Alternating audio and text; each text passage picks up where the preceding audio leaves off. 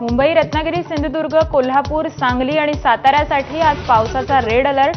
पुण्यातील घाट माथ्यावर अतिवृष्टीची शक्यता.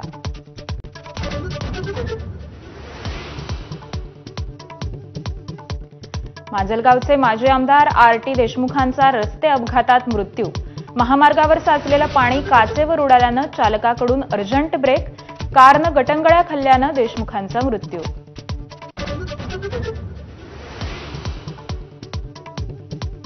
केंद्रीय गृहमंत्री अमित शहा आणि अजित पवारांची काल रात्री बैठक. दोघांमध्ये 20 मिनिटं चर्चा. राजकीय घडामोडींच्या पार्श्वभूमीवर भेटीला महत्त्व.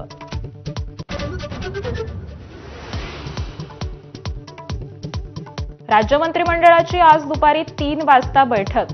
राज्यात पावसामुळे झालेल्या नुकसानीचा आढावा घेणार.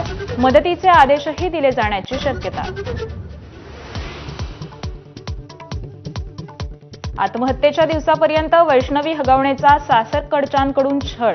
अंगावर 29 मारहाणीचे व्रण आढळल्याचं शवविच्छेदन अहवालात नमूद. तर राजेंद्र आणि सुशील हगवणेंना लपवण्यासाठी मदत करणाऱ्या 5 जणांना अटक.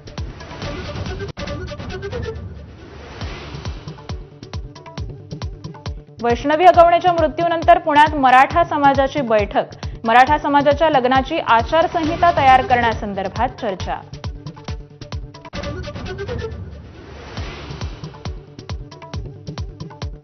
सुखाचे दिवस जगा, भाकरी खा अन्यथा आमची गोळी खा. भुजमधील सभेतून पंतप्रधान मोदींचा पाकिस्तानला इशारा. दहशतवादाविरोधात पुढाकार घेण्याचं पाकच्या जनतेला आवाहन.